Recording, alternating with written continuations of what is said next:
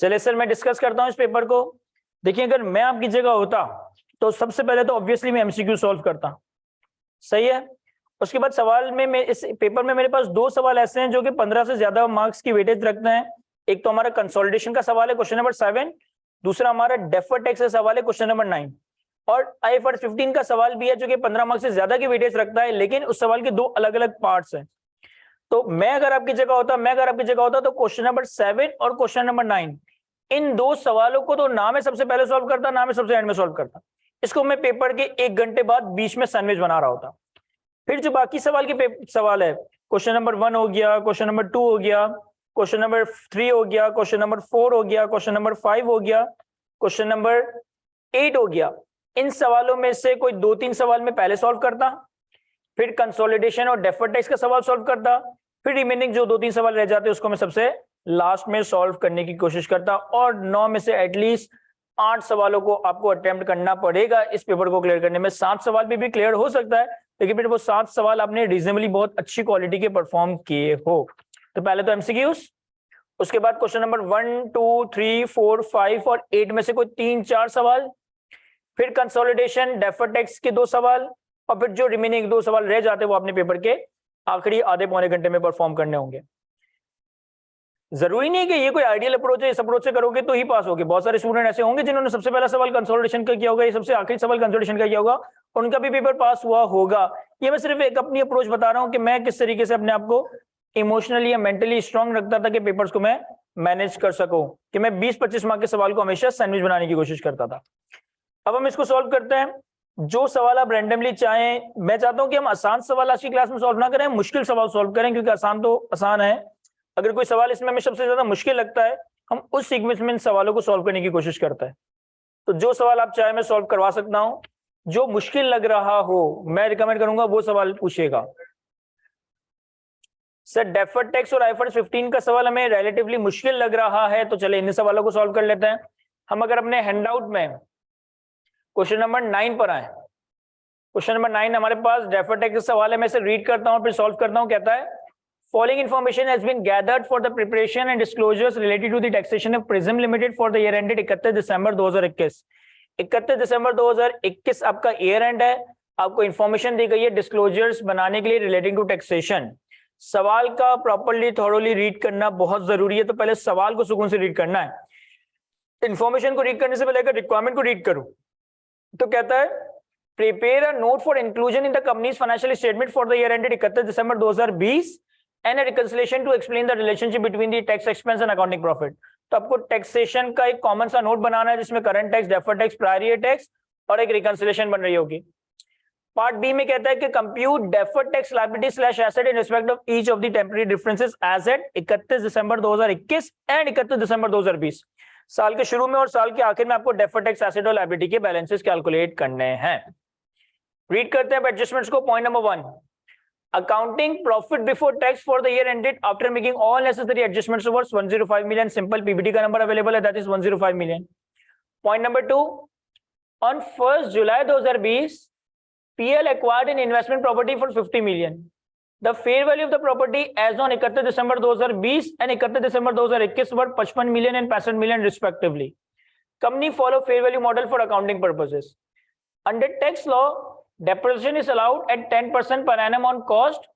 Full year depreciation is allowed in the year of purchase.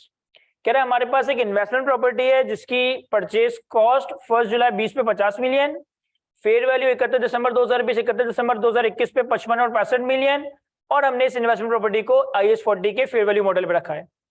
Tax law के हिसाब से ये प्रॉपर्टी डेप्रिशिएट होगी 10% पर एनम, और टैक्स में डेप्रिसिएशन की पॉलिसी ये है कि फुल ईयर डेप्रिसिएशन अलाउ होगा in the year of purchase. Point number 2, on 1st January 2021 company purchased a license having indefinite life from a foreign company at a cost of 116 million. Upon payment, PL recorded exchange gain of 16 million.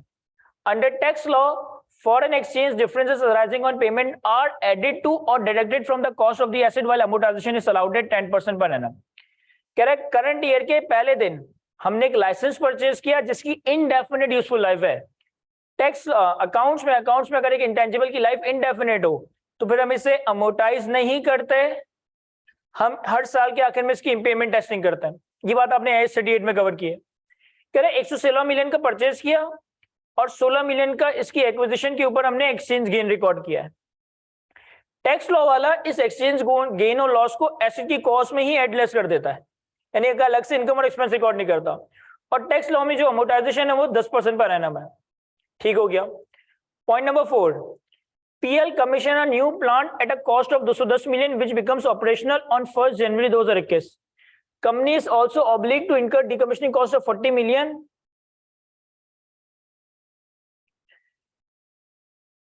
at the end of the useful life of 8 years and applicable discount rate is 12% per annum. Under tax law, decommissioning cost is allowable deduction at the time of payment while depreciation on plant and machinery is allowed at 10% per annum. Simple see property plant and equipment की adjustment है। 210 million का एक property plant and equipment साल के पहले दिन purchase किया गया है। 40 मिलियन की ऑब्लिगेशन है 8 साल के बाद इसको डिसमेंटल करने की और एप्लीकेबल डिस्काउंट रेट है 12%। टैक्स वाला डीकमीशनिंग कॉस्ट को अलाउ करेगा, लेकिन आज नहीं, 8 साल के बाद जब आप उसे एक्चुअली इनकर करोगे। और डेप्रिसिएशन का रेट टैक्स लॉ में 10% पर एनम है। Point number 5, on 1st May 2021 company acquired 5% equity investment for 75 million. In October 2021 dividend of 8 million was received on this investment. As at 31 December 2021, PL recorded 15 million as gain for change in fair value which was taken to other comprehensive income. Under tax law, gain on investment is taxable at the time of sale while dividend income is exempt from tax. Dividend exempt है, gain tax होगा, capital gain tax होगा at the time of sale. Fair value का gain law में tax नहीं होगा। As on 31 December 2021, taxable temporary difference on other items amounts to rupees 30 million. 31 December 2020 39 million. This difference is arising due to items taken to P&L. कह रहा है year and पे taxable differences बाकी चीजों पे है 30 मिलियन के और साल के शुरू में थे 39 मिलियन के, और ये सारी चीजें ऐसी हैं जो कि P&L में रूट होनी है। The tax rate for the year is 35%, 2020 32%। तो हमारे पास रीजनेबल एडजस्टमेंट्स है। मैं नहीं समझता कि कोई इतनी मुश्किल एडजस्टमेंट्स हैं। एक दफा दोबारा से आप लोग सवाल को खुद से रीड करें, मैं सॉल्व करवा देता हूँ इस सवाल को।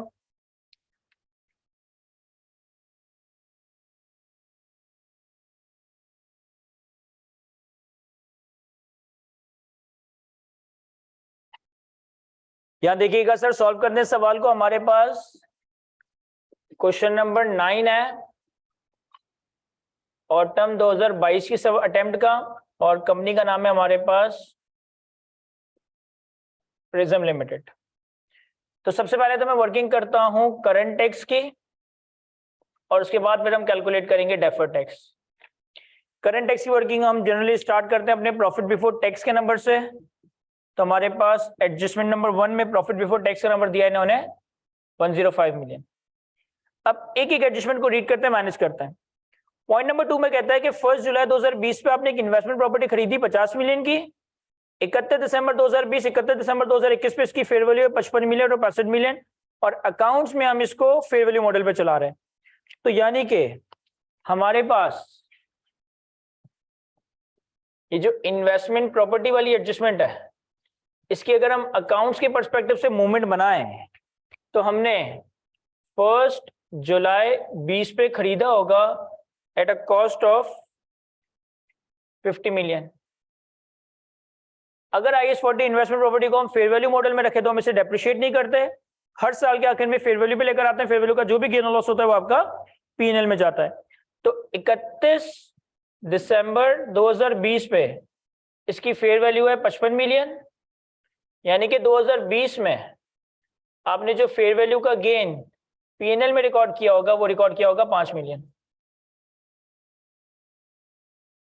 और 31 दिसंबर 2021 पे इसकी फेयर वैल्यू है 65 मिलियन, यानी कि आपने करंट ईयर में 2021 में जो फेयर वैल्यू का गेन P&L में रिकॉर्ड किया होगा वो रिकॉर्ड किया होगा 10 मिलियन। तो आपके पास अकाउंट्स में यहाँ से 31 दिसंबर 2021 पे 65 मिलियन की फेयर वैल्यू या कैरिंग वैल्यू पे आ रहा होगा। टैक्स में क्या कह रहा है? Under tax law depreciation is allowed at 10% per annum on cost, full year depreciation is allowed in the year of purchase. Sir tax law के हिसाब से हमें डेप्रिसिएशन अलाउ होगा 10% पर एनम ऑन कॉस्ट, यानी कि 1 जुलाई 2020 पे इसकी कॉस्ट थी 50 मिलियन। फुल ईयर डेप्रिसिएशन है, तो मैंने डेप्रिसिएशन रिकॉर्ड करना है 2020 में 10% के हिसाब से, तो 50 का 10% 5 रुपए, तो हमारी 31 दिसंबर 2020 पे टैक्स WD भी आ जाएगी इसकी 45। फिर हमने डेप्रिसिएशन रिकॉर्ड करना है अगेन 10% ऑफ कॉस्ट 2021 का, तो वो भी 5 मिलियन, तो हमारे पास 31 दिसंबर 21 पे इसकी WD भी आ जाएगी 40 मिलियन।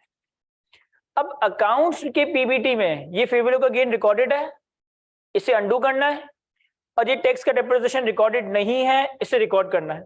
तो मैं PBT में क्या करता हूं, fair value gain on investment property working 1, 10 रुपए को आप अंडू करने के लिए लेस कर दें क्योंकि गेन इसमें एडेड है, और tax depreciation on investment property working 1, 5 रुपए का टैक्स डेप्रिसिएशन हम माइनस करते हैं। जो अकाउंट्स में फेयर वैल्यू का गेन रिकॉर्डेड उसे मैंने अंडू कर दिया, जो टैक्स डेप्रिसिएशन रिकॉर्ड होना चाहिए था मैंने उसे रिकॉर्ड कर दिया। Adjustment number 2, on 1st January 2021 company purchased a license having an indefinite life from a foreign company at a cost of 116 million. Upon payment company recorded exchange gain of 16 million. Sir, accounts में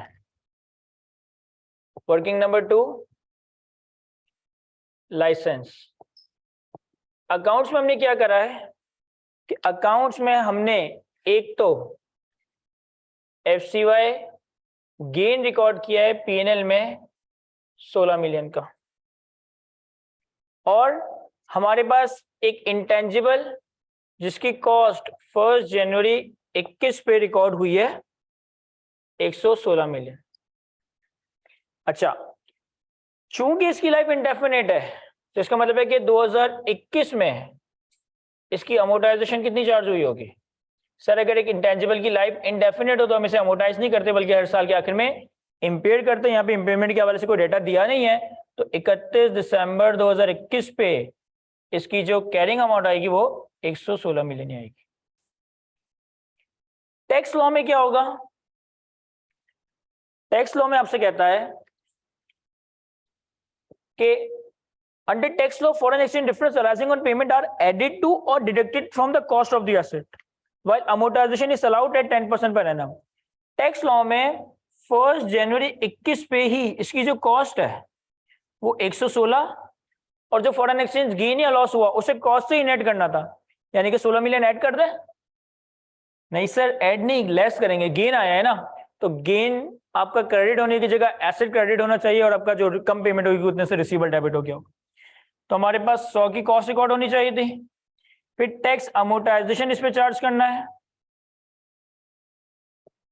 at the rate of 10% 2021 में, तो 100 का 10% 10 ही आएगा, तो हमारे पास 31 दिसंबर 21 पे इसकी tax WD भी आ जाएगी 90 मिलियन।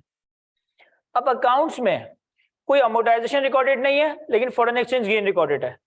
टैक्स में कोई फॉरेन एक्सचेंज गेन होना नहीं चाहिए था, तो ये गेन मैं रिवर्स कर दूंगा अपनी PBT में, और टैक्स का जो अमोर्टाइजेशन है उसका वो रिकॉर्ड करना है तो वो भी रिकॉर्ड कर देंगे। तो हम अपने पास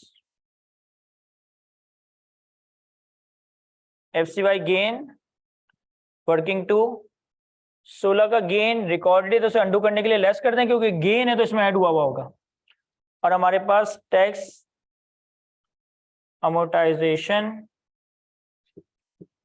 वर्किंग 2 10 रुपए का अमोर्टाइजेशन। इसके बाद पॉइंट नंबर 4 में कहता है कि कंपनी ने एक प्लांट इंस्टॉल किया 210 मिलियन का जो कि 1 जनवरी 21 पे ऑपरेशनल है, 40 मिलियन की ऑब्लिगेशन है, 8 साल के बाद 12% का डिस्काउंट रेट है। तो वर्किंग 3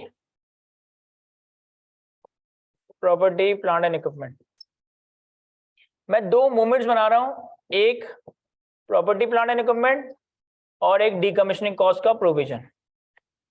हुआ कुछ यूं कि 1 जनवरी 2016 पे हमने इसको परचेज किया, 1 जनवरी 2021 पे सॉरी, तो 1 जनवरी 2021 पे इसकी कॉस्ट कितनी है सर? प्लांट है हमारे पास 210 मिलियन का,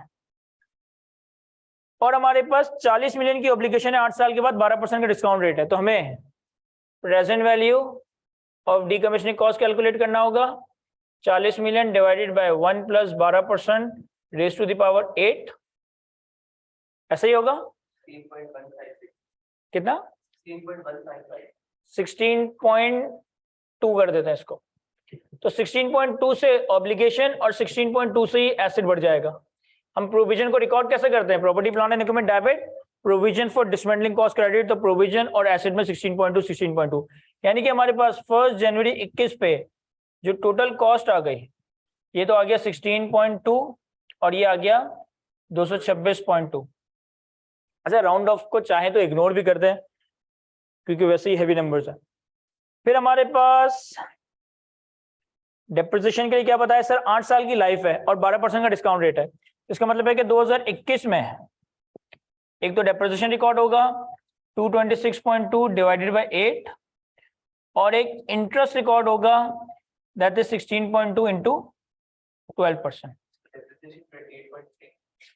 28.3 का डेप्रिसिएशन और 1.94 का इंटरेस्ट। डेप्रिसिएशन से आपकी प्रॉपर्टी प्लांट एंड इक्विपमेंट की कैरिंग वैल्यू कम होगी और इंटरेस्ट से प्रोविजन का अमाउंट बढ़ेगा क्योंकि interest expense debit, provision for dismantling cost credit होगा। तो 31 दिसंबर 2021 पे इनकी कैरिंग अमाउंट्स आ जाएंगी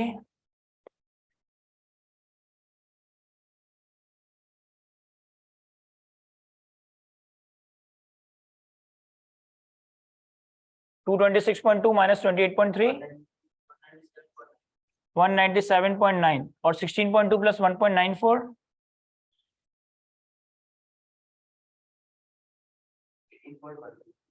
18.14। टैक्स में क्या होना चाहिए, कहता है under tax law decommissioning cost is allowable deduction at the time of payment while depreciation on plant is 10% per annum. कह रहे टैक्स वाला इस डीकमीशनिंग को तो मानता ही नहीं है, जब पे करेंगे तब मानेगा, अभी नहीं मान रहा। और टैक्स में जो एसेट है वो 10% पे डेप्रिशिएट होना चाहिए, यानी कि टैक्स में सिंपली 1 जनवरी 21 पे इसकी कॉस्ट आनी चाहिए 210 मिलियन, फिर 2021 में हम टैक्स डेप्रिसिएशन चार्ज करेंगे एट द रेट ऑफ 10%, तो ये आ जाएगा 21। तो हमारे पास टैक्स WDV 31 दिसंबर 21 पे आ जाएगी 189।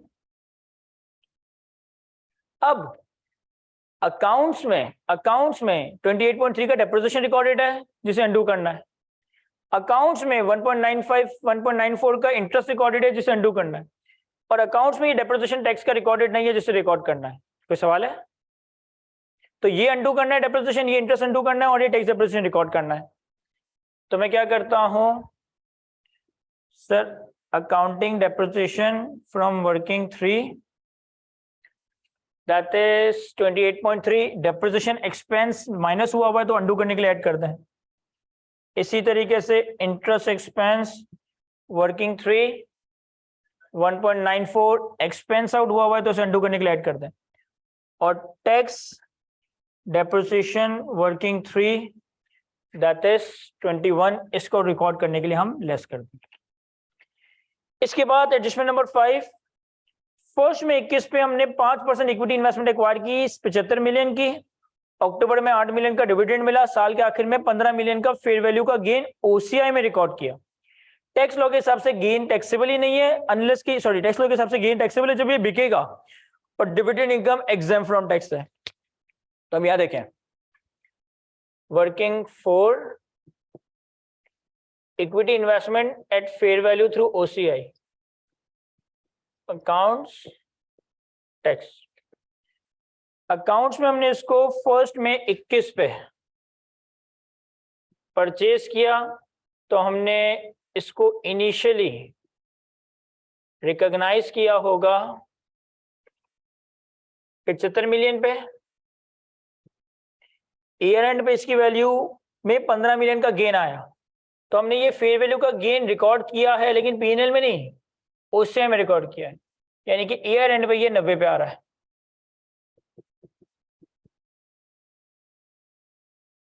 और हमने अकाउंट्स में एक डिविडेंड इनकम रिकॉर्ड की है P&L में दैट इज 8 मिलियन।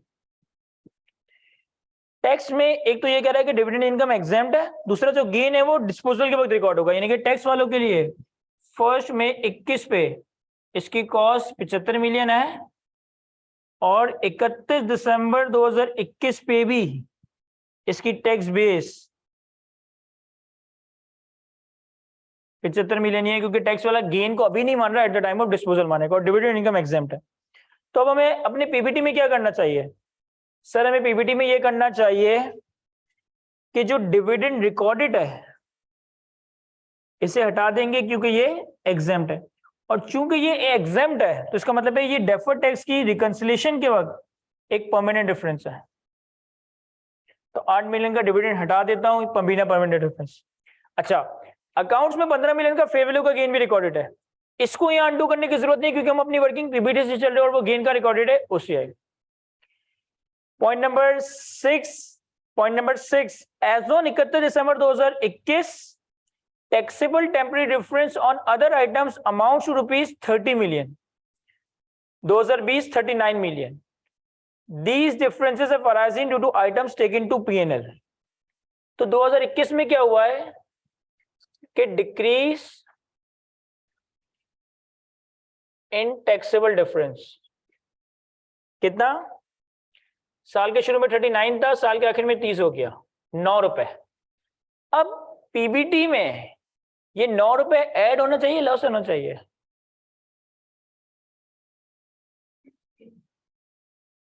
पीबीटी में ये 9 रुपए ऐड होना चाहिए, लेस होना चाहिए? सोचे जरा।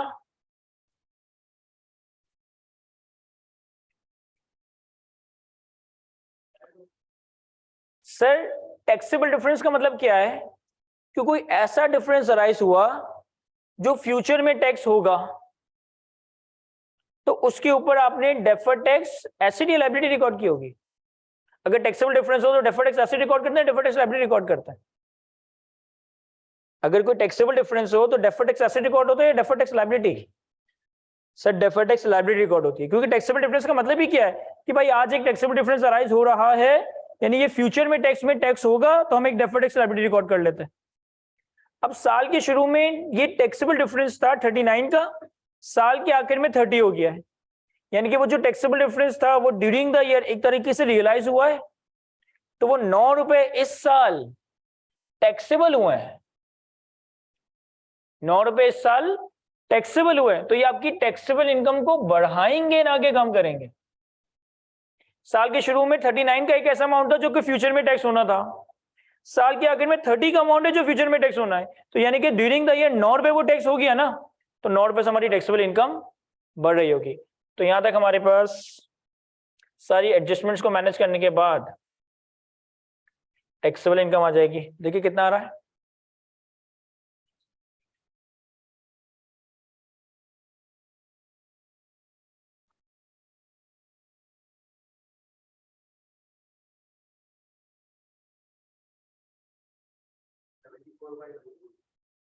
$74.24। तो हमारे पास करंट टैक्स कैलकुलेट हो जाएगा, और करंट ईयर का रेट कितना है? 35%। तो 74.24, इसको रीचेक कर लीजिएगा 70.24 है।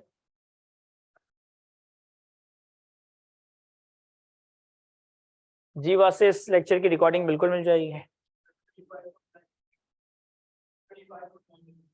35.25.98, ये सही है 74.24। तो हमारे पास अभी एक हिस्सा कंप्लीट हुआ है, एक हिस्सा भी तो नहीं, सिर्फ करंट टैक्स कैलकुलेट हुआ है, दैट इज 25.98। अब पार्ट 1 में हमें रिकंसिलिएशन बनाने के लिए करंट टैक्स चाहिए, प्रायर ईयर टैक्स चाहिए, लेकिन इस सवाल में प्रायर ईयर टैक्स की कोई एडजस्टमेंट नहीं है, और डेफर्ड टैक्स भी चाहिए, डेफर्ड टैक्स भी कैलकुलेट करना पड़ेगा। चलिए वहां स्पेस है हमारे पास, तो डेफर्ड टैक्स कैलकुलेट कर लेते हैं।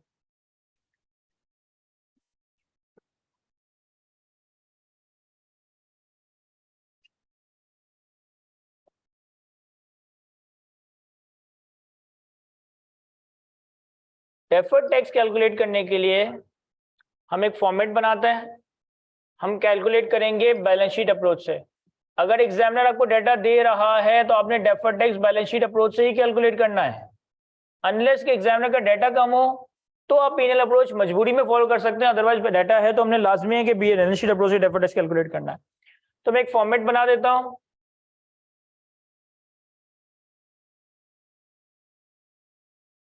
कि जिसमें हमारे पास सबसे पहले कैरिंग वैल्यूज आ जाएंगी, फिर टैक्स बेस आ जाएगी। अगर आंसर पॉजिटिव आएगा तो टैक्सेबल टेम्परेरी डिफरेंस, अगर नेगेटिव आएगा तो डिडक्टेबल टेम्परेरी डिफरेंस, और फिर अकॉर्डिंगली डेफर्ड टैक्स लायबिलिटी या डेफर्ड टैक्स एसेट। सही है। अब सवाल में जो जो एडजस्टमेंट्स हैं उन पे हमें डेफर्ड टैक्स कैलकुलेट करना है। अच्छा, सवाल की रिक्वायरमेंट में इन्होंने कहा था कि आपको डेफर्ड टैक्स साल के शुरू में भी कैलकुलेट करना है, साल के आखिर में भी कैलकुलेट करना है। तो पहले मैं साल के शुरू में डेफर्ड टैक्स कैलकुलेट करता हूं, यानी कि 31 दिसंबर 2020 पे। 31 दिसंबर 2020 में हमारे पास क्या क्या चीजें थी। पॉइंट नंबर 1 को देखें तो हमारे पास एक इन्वेस्टमेंट प्रॉपर्टी थी। इन्वेस्टमेंट प्रॉपर्टी हमने 1 जुलाई 2020 यानी कि पिछले साल बाय की थी, यानी कि करंट ईयर के स्टार्ट में भी इसके ऊपर कोई ना कोई डेफर्ड टैक्स इंपैक्ट होगा। अब अगर हम इन्वेस्टमेंट प्रॉपर्टी का पॉइंट देखें तो साल के शुरू में अकाउंट्स में रिकॉर्डेड है 55 पे, 55 की फेयर वैल्यू पे, और टैक्स में रिकॉर्डेड है 45 पे। तो कैरिंग वैल्यू 55, टैक्स बेस 45। तो हमारे पास investment property carrying value 55, tax base 45। मैं अभी आगे वर्किंग करता हूं, पहले मैं इस टेबल को फुलफिल कर लूं।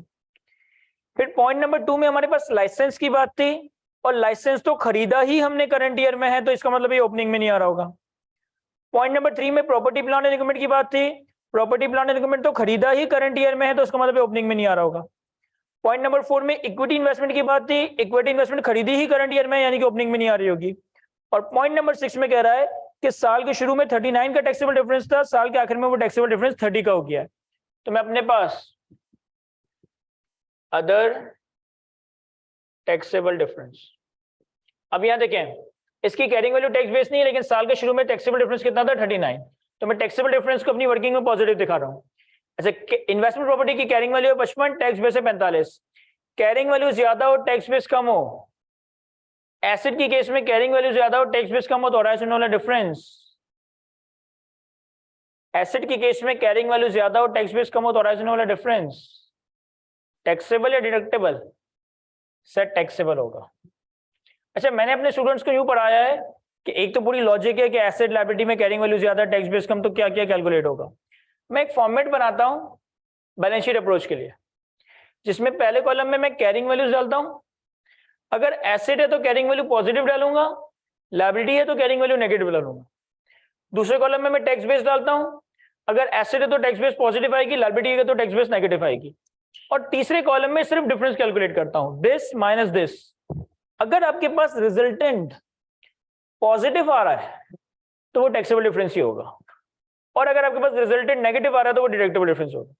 तो यहाँ पे 55 माइनस 45 10 पॉजिटिव टैक्सेबल डिफरेंस है, और ये तो इन्होंने सिर्फ नंबर ही दे दिया था 39। तो हमारे पास साल के शुरू में जो डेफर्ड टैक्स कैलकुलेट हुआ होगा, अगर आप पॉइंट नंबर 7 को देखें तो 31 दिसंबर 2020 में रेट कितना था 32%। तो 10 का 32% आ जाएगा मेरे ख्याल 3.2, और 39 का 32%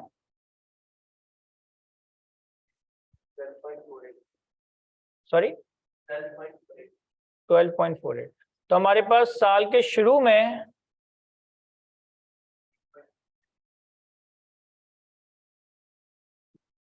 डेफर्ड टैक्स लायबिलिटी है 15.68। ये हमारे पास 31 दिसंबर 2020 पे डेफर्ड टैक्स लायबिलिटी कैलकुलेट हो गई 15.68। अब इसके बाद हम 31 दिसंबर 21 पे डेफर्ड टैक्स कैलकुलेट करते हैं। Again carrying value, tax base, taxable deductible difference और डेफर्ड टैक्स एसेट और लायबिलिटी। पहले कॉलम में हम कैरिंग वैल्यू लिखेंगे, फिर टैक्स बेस लिखेंगे, फिर टैक्सेबल टेम्परेरी डिफरेंस, फिर डिडक्टेबल टेम्परेरी डिफरेंस, फिर deferred tax liability, deferred tax asset. अब सवाल की एडजस्टमेंट की सीक्वेंस में चलूं तो पॉइंट नंबर 2 में एक इन्वेस्टमेंट प्रॉपर्टी थी। इन्वेस्टमेंट प्रॉपर्टी की 31 दिसंबर 2021 पे फेयर वैल्यू है 65, यानी कि कैरिंग वैल्यू है 65, और टैक्स बेस कितनी है 40। तो हमारे पास एक तो इन्वेस्टमेंट प्रॉपर्टी आ जाएगा जिसकी फेयर वैल्यू कैरिंग वैल्यू 65 और टैक्स बेस कितनी है 40, तो कैरिंग वैल्यू में 65, टैक्स बेस में 40। एडजस्टमेंट नंबर 3 में लाइसेंस की बात हो रही है, ये रहा लाइसेंस का डेटा। 31 दिसंबर 21 पे कैरिंग वैल्यू 116, टैक्स बेस है 90। तो हमारे पास लाइसेंस 116 और टैक्स बेस 90। एडजस्टमेंट नंबर 4 में प्लांट की बात है। प्लांट में अकाउंट्स में एक तो प्रॉपर्टी प्लांट एंड इक्विपमेंट भी है और एक डिसमेंटलिंग कॉस्ट का प्रोविजन भी है। तो हमारे पास दो चीजें आएंगी, एक प्रॉपर्टी प्लांट एंड इक्विपमेंट और एक provision for dismantling cost.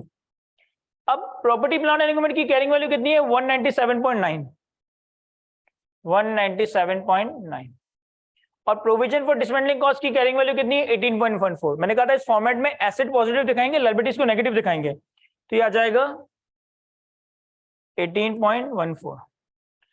Tax वाला इस ऑब्लिगेशन को आज नहीं मान रहा, वो at the time of payment मानेगा। टैक्स वालों के लिए सिर्फ प्रॉपर्टी प्लांट एंड इक्विपमेंट जिसकी टैक्स बेस कितनी है 189, तो टैक्स बेस 189 और प्रोविजन की टैक्स बेस 0।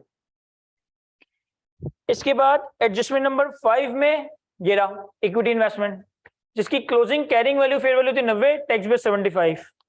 तो हमारे पास equity investment fair value through OCI 90 की कैरिंग वैल्यू 75 की टैक्स बेस। और पॉइंट नंबर 6 में सवाल में कहा है कि साल के आखिर में टैक्सेबल डिफरेंस कितना है 30 मिलियन। तो हमारे पास अदर टैक्सेबल डिफरेंस मैं डायरेक्ट यहां लिख देता हूं 30 मिलियन, क्योंकि टैक्सेबल डिफरेंस को मैं पॉजिटिव रख रहा हूं तो मैंने 30 मिलियन, यहां मैंने 39 रखा था। अब 65 minus 40 positive 25 taxable difference, 116 minus 90 positive 26, 197.9 minus 189 कितना 8.9 positive negative positive 197.9 minus 189 minus 18.14 minus 0, तो अब यह आएगा माइनस 18.14, यानी कि ये डिडक्टेबल डिफरेंस है। फिर इसी तरह 90 माइनस 75 15 और ये 30, तो ये हमारे पास सारे टैक्सेबल डिडक्टेबल डिफरेंस आ गए। अगर यहां माइनस में आए, यहां कुछ भी नहीं है और यहां पॉजिटिव है, तो सॉरी यहां नेगेटिव है, तो माइनस 18.14 माइनस 0, तो कैलकुलेट माइनस नेट आंसर क्या निकला माइनस। अगर यहां 0 होता और यहां पॉजिटिव होता तो 0 माइनस दिस तो भी नेगेटिव ही आता, तो भी नेगेटिव ही आता, मतलब एक इक्वेशन बना दी है मैंने यहां पे। अब 2021 में जो टैक्स रेट है वो 35% है, तो अगर हम इन सबका 35% करें, नहीं टोटल का ना करो, अलग अलग करो, क्योंकि इन्होंने सवाल में तुमसे मांगा है। अगर तुम रिक्वायरमेंट नंबर बी देखो, compute deferred tax liability slash asset in respect of each temporary difference, मुझे हर टेम्परेरी डिफरेंस का अलग अलग बताना है ना, तो 25 का 35%, 8.75, 26 का 35%, 9.1, 8.9 का 35%,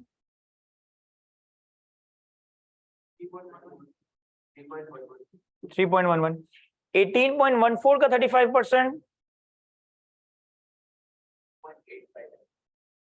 2.85 नेगेटिव, क्योंकि ये नेगेटिव है तो उसका 35% डेफर्ड टैक्स एसेट होगा।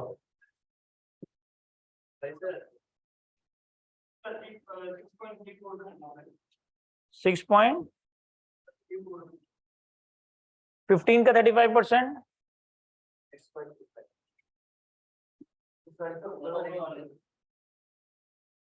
15 का कितना है और 30 का 35%, तो ये हमारे पास नेट डेफर्ड टैक्स लायबिलिटी आ रही है। मैंने इंडिविजुअली भी कैलकुलेट कर ली और नेट भी दिखा दिया।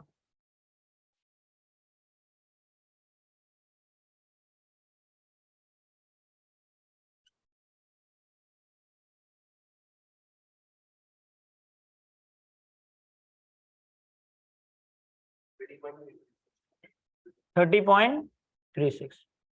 अब इस सवाल की जो रिक्वायरमेंट नंबर बी थी ना वो कंप्लीट हो गई है। यहाँ पे रिक्वायरमेंट नंबर बी में कहा था calculate deferred tax liability slash asset in respect of each of the temporary difference at as at 31 December 2021 and 20।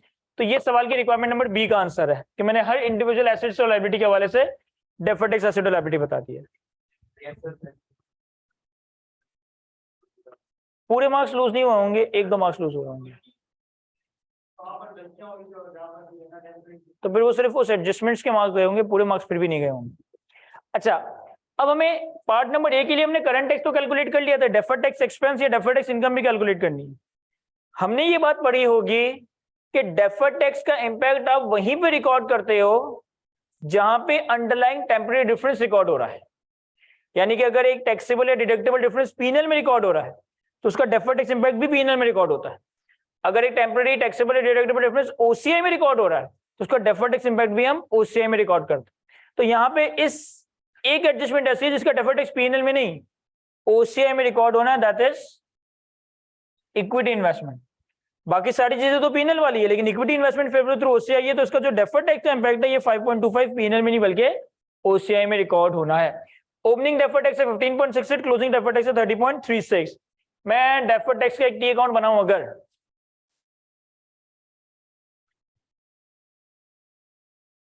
यहां देखें, यहां बना लेता हूं।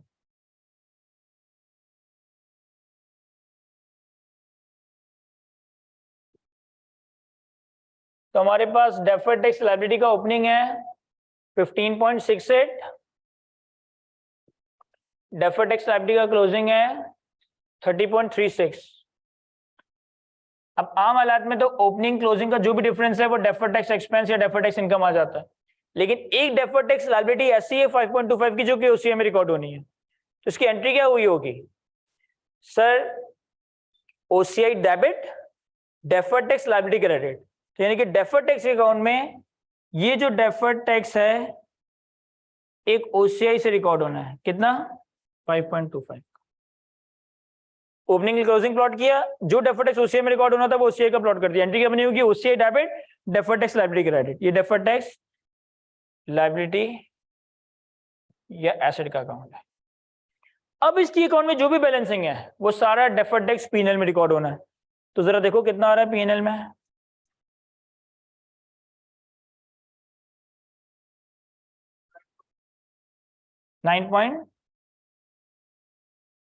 तो हमने करंट टैक्स कैलकुलेट कर लिया, डेफर्ड टैक्स कैलकुलेट कर लिया, पीएनएल का भी, ओसीआई का भी। सवाल की रिक्वायरमेंट नंबर 2 भी कैलकुलेट कर ली, सारी वर्किंग भी कर ली है।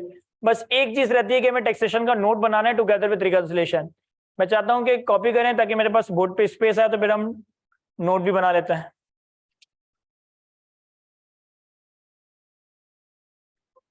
यहाँ देखिए सर, जो सवाल की रिक्वायरमेंट नंबर 1 है उसके हिसाब से अगर हम टैक्स का नोट बनाए, कोई भी इसे नोट नंबर देते हैं, let's say note number 19 tax expense. तो हमारे पास टैक्स एक्सपेंस में 3 चीजें आ रही होती है। Number 1 current tax, number 2 prior year tax, and number 3 deferred tax. Sir current tax हमने कैलकुलेट किया हुआ 25.98। प्रायर ईयर टैक्स की कोई एडजस्टमेंट थी नहीं इस सवाल में। और डेफर्ड टैक्स हमने कैलकुलेट किया हुआ है 5.25 ओसीआई और 9.43 पीएनएल। याद रखिएगा इस नोट में जो डेफर्ड टैक्स आ रहा होता है सिर्फ वो वही आता है जो पीएनएल में रिकॉर्ड होता है। जो ओसीआई में रिकॉर्ड होना है वो अदर कॉम्प्रिहेंसिव इनकम में जा रहा होगा। ये टैक्स एक्सपेंस वो है जो पीबीटी के बाद माइनस हो रहा होता है। तो पीबीटी के बाद जो आपका टैक्स एक्सपेंस माइनस हो रहा है उसमें जो डेफर्ड टैक्स आएगा वो सिर्फ वही वाला आता है जो कि पीएनएल में रिकॉर्ड होता है, ओसीआई वाला नहीं। तो वो कितना हमारे पास 9.43। तो हमारे पास tax expense for the year आ जाएगा, दैट इज 25.98 और 9.43।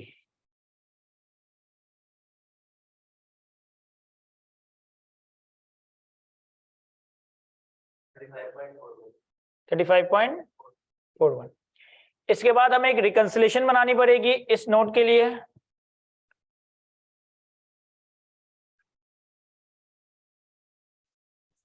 इस रिकंसिलिएशन में हम क्या करते हैं कि हम अपनी रिकंसिलिएशन स्टार्ट करते हैं अकाउंटिंग प्रॉफिट बिफोर टैक्स है जो हमारे पास 105 था।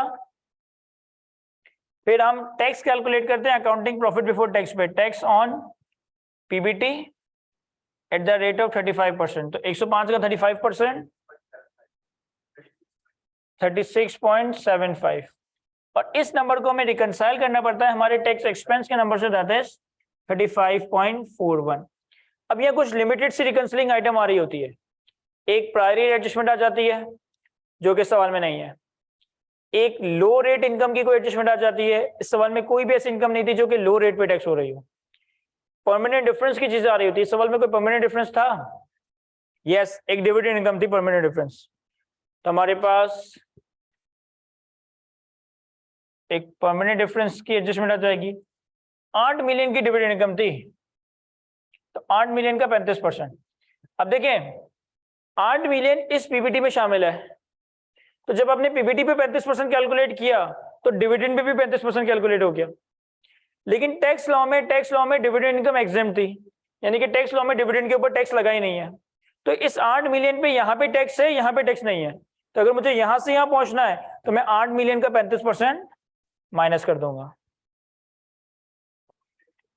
2.8। क्या ये रिकंसाइल कर रहा है? कितना आ रहा है बैलेंसिंग? अगर मैं बैलेंसिंग वैसे ही कैलकुलेट करूं,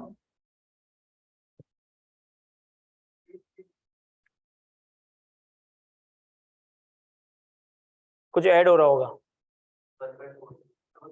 1.446। सर 1.46 अभी रिकंसिलेशन आउट है, तो हमारे पास रिकंसिलेशन में या तो प्रायरी टैक्स एडजस्टमेंट आती है, या परमानेंट डिफरेंस आ रहा होता है, या लो रेट एडजस्टमेंट लो रेट इनकम आ रही होती है, या ओपनिंग डेफर्ड टैक्स की रेट एडजस्टमेंट आ रही होती है। तो इस सवाल में एक रेट एडजस्टमेंट भी है। कौन सी? सर हमारे पास जो ओपनिंग डेफर्ड टैक्स है ना 15.68, ये 15.68 का डेफर्ड टैक्स कैलकुलेट हुआ हुआ है 32% से, जबकि during the year tax rate आपका 32 से बढ़कर 35 हो गया है।